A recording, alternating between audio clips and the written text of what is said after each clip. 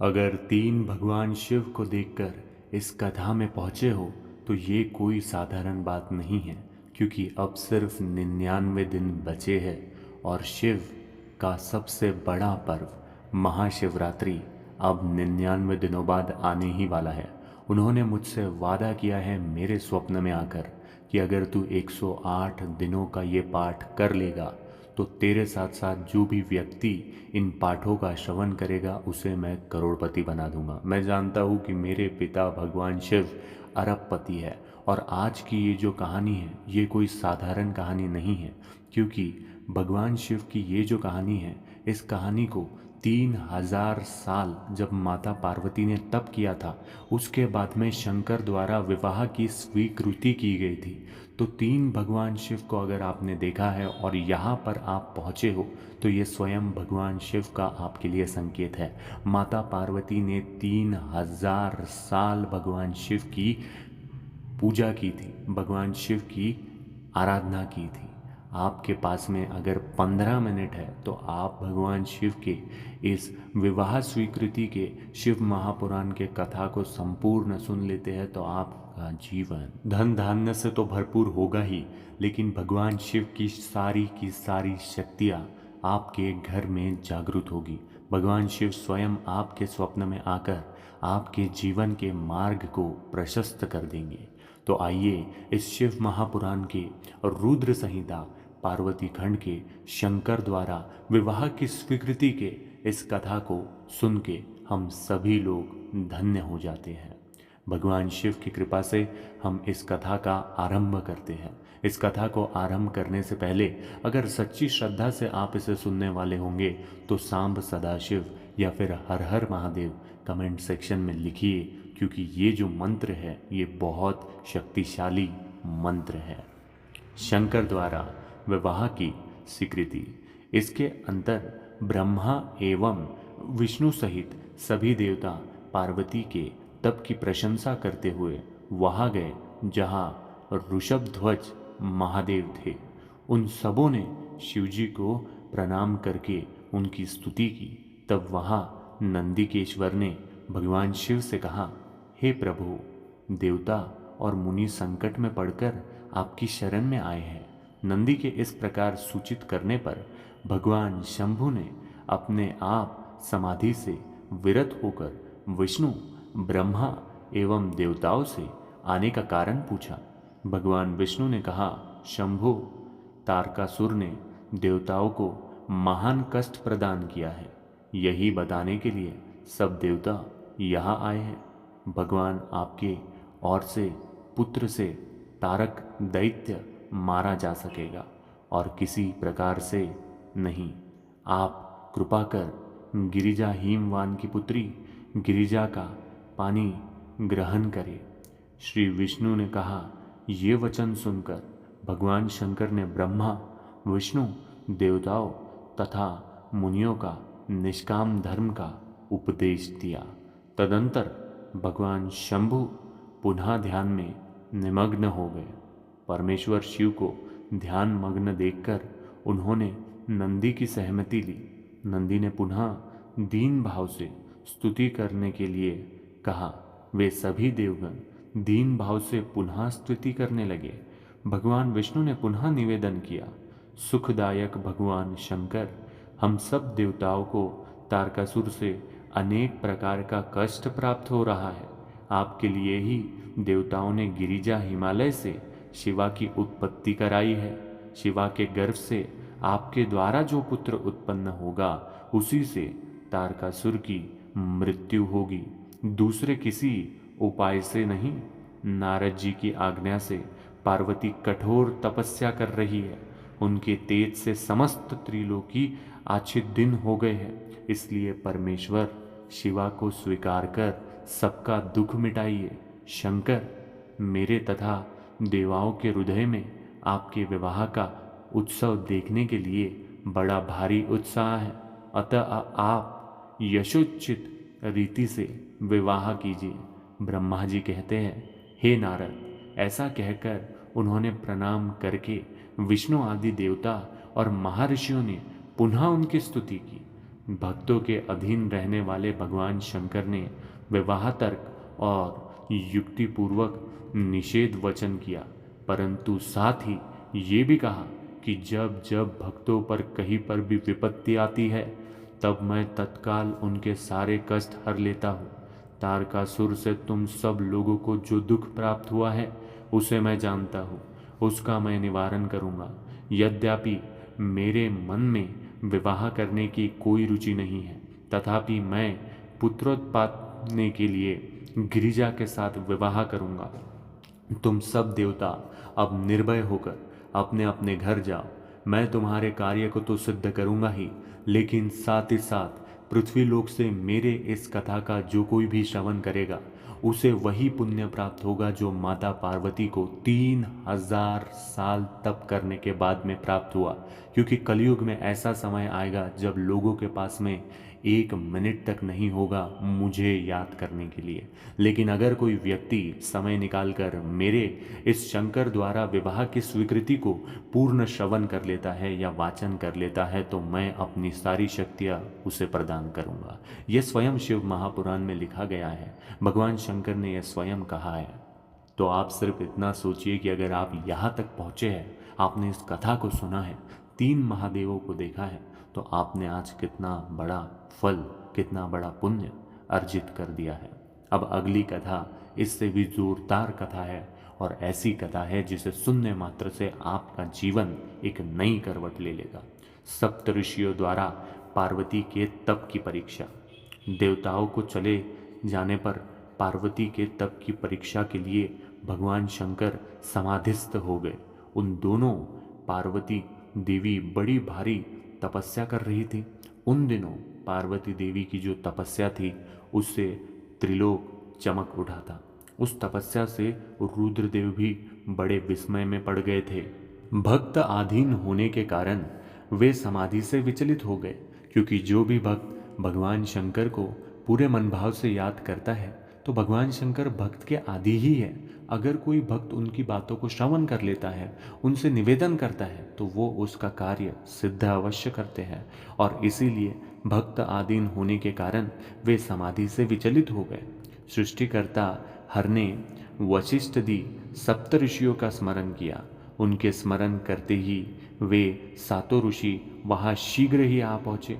भगवान शिव ने प्रसन्नतापूर्वक कहा, गिरिजा कुमारी देवेश्वरी पार्वती इस समय गौरी शिखर नामक पर्वत पर तपस्या कर रही है। मुझे पति रूप में प्राप्त करना ही उनकी तपस्या का उद्देश्य है। मुनीश्वरों, तुम लोग मेरी आज्ञा से वहाँ जाओ और उनकी दृढ़ता की परीक्षा करो। भगवान शंकर की ये आज्ञा पाकर वे सातों ऋषि तुरंत ही उस स्थान पर जा पहुँचे जहाँ पार्वती तपस्या कर रही थी। सप्त ऋषियों द्वारा तपस्या का कारण पूछने पर पार्वती ने संकोच पूर्वक बताया कि वे भगवान सदाशिव को पति रूप में चाहती है। नारद जी के आज्ञानुसार वे उन्हें प्राप्त करने के लिए कठोर तप कर रही है।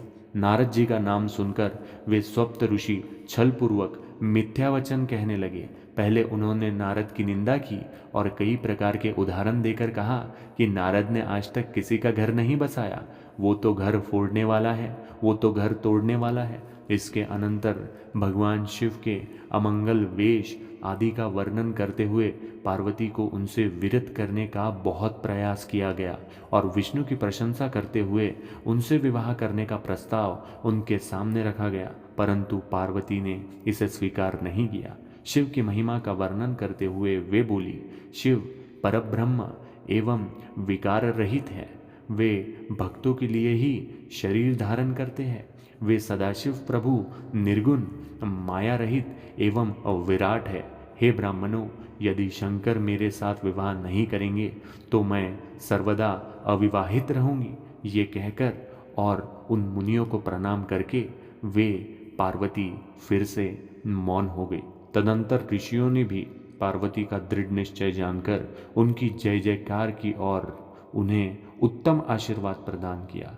इसके अंतर वे ऋषिगण शिवलोक पहुंचकर भगवान सदाशिव को संपूर्ण वृत्तांत निवेदन कर अपने अपने लोकों को चले गए। और संपूर्ण वृत्तांत जब भगवान शिव ने सुना तो उनका मन प्रसन्नता से भर गया। शंकर द्वारा वृद्ध ब्राह्मण के रूप में पार्वती की परीक्षा। अब ये जो परीक्षा उन्होंने ली थी ये बहुत कठिन और बहुत जटिल परीक्षा थी। उन सप्तऋषियों के चले जाने पर प्रभु शिव ने स्वयं पार्वती के तप की परीक्षा लेने की इच्छा की। वे एक बूढ़े ब्राह्मण ब्रह्मचारी के वेश को धारण कर तपस्या में रत भगवती पार्वती के पास पहुंचे। उन्होंने पार्वती से पूछा, तुम कौन हो और किसकी कन्या हो? इस निर्जन वन में रहकर इतनी कठिन तपस्या आखिर तुम क्यों कर रही हो? पार्वती ने अपना परिचय देते हुए ब्रह्मचारी को अपना पूर्ण वृत्तांत सुनाया तथा कहा कि बहुत समय तक कठोर तपस्या करने के बाद भी मुझे मेरे प्रणवल्प सदाशिव प्राप्त नहीं हुए। इस कारण अब मैं अंगीन में प्रवेश करूंगी। इस प्रकार कहकर पार्वती जी ने ब्रह्मचारी द्वारा निषेध करने पर भी आग्निनी में प्रवेश कर ली, परंतु उसी समय अग्नि चंदक ने समान शीतल हो गई। ब्रह्मचारी ने पार्वती से फिर पूछा, तुम अपनी तपस्या का कारण सत्य सत्य बताओ। पार्वती जी ने कहा, मैंने मन, वचन और कर्म से शंकर जी को ही पति भाव से वरण किया है। मन की उत्सुकता में ये कठोर तप कर रही हूँ। उस ब्राह्मण ब्रह्मचारी ने पार्वती की बात सुनकर भगवान शंकर की घोर निंदा करनी प्रारंभ कर दी।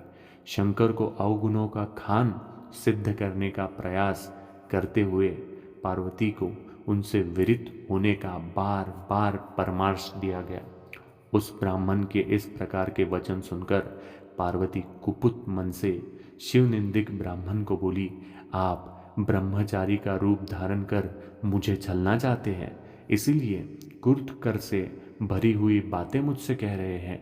वे सदाशिव निर्गुण ब्राह्मण हैं और कारणवश सगुण हो जाते हैं।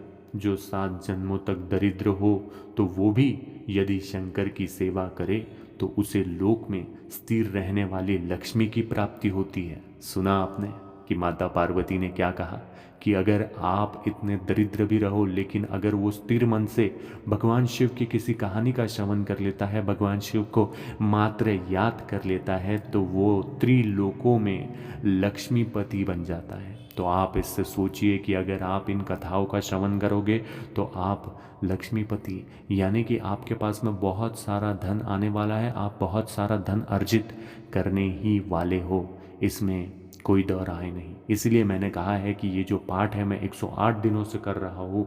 108 दिन तो अभी हुए नहीं हैं, 99 ही दिन हुए हैं। और अगर आपको मैं और मुझे आप मिले हैं तो आप भी मेरे साथ यहाँ शामिल हुइए। शाम सदाशिव नाम के इस चैनल को सब्सक्राइब कीजिए, क्योंकि मैं हर दिन आता रहूँगा और हम साथ में महाशिवरात्रि तक बहुत अमीर बन सकते हैं। जो पुरुष शिव तत्वों को न जानकर शिव की निंदा करता है उसका जीवन पर्यंत संचित किया हुआ पुण्य भस्म हो जाता है।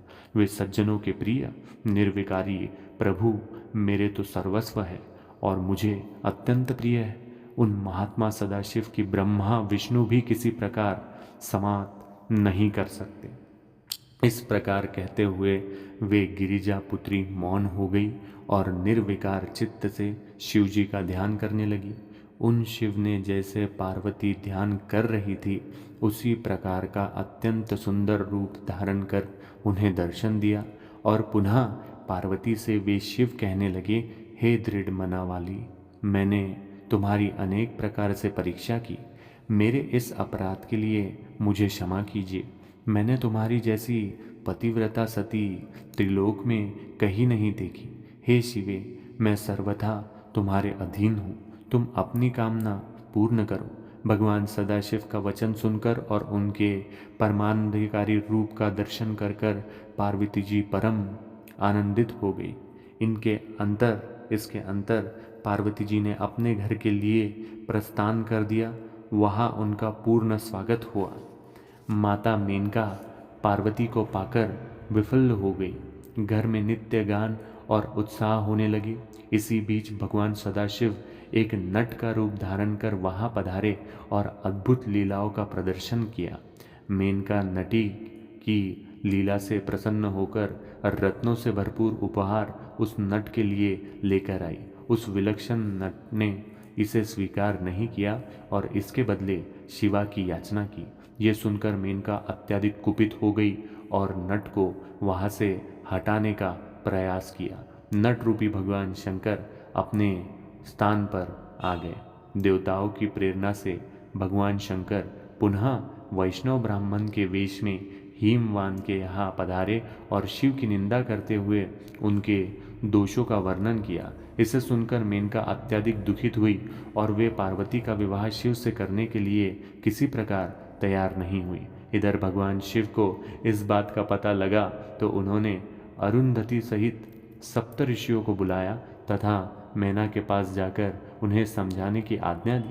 अरुंधति सहित सप्त ऋषियों ने शिव की आज्ञा से हिमवान के यहाँ पहुंचकर उन्हें समझाने का प्रयास किया।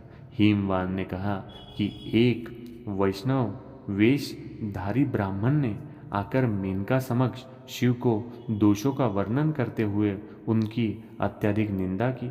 इसे सुनकर मैना नाराज होकर कोप भावना में चली गई। सप्तऋषियों ने अरुंधति को मेनका के पास भेजा। अरुंधति को देखकर मैना उठ खड़ी हुई। अरुंधति ने भगवान सदाशिव कई प्रकार से प्रशंसा करते हुए मैना को समझाया। अंत होते होते मैना और हिमवान भगवान शिव के साथ पार्वती का विवाह करने के लिए राजी हो गए और इसी प्रकार से आज से 99 दिन बाद महाशिवरात्रि का महापर्व आने वाला है।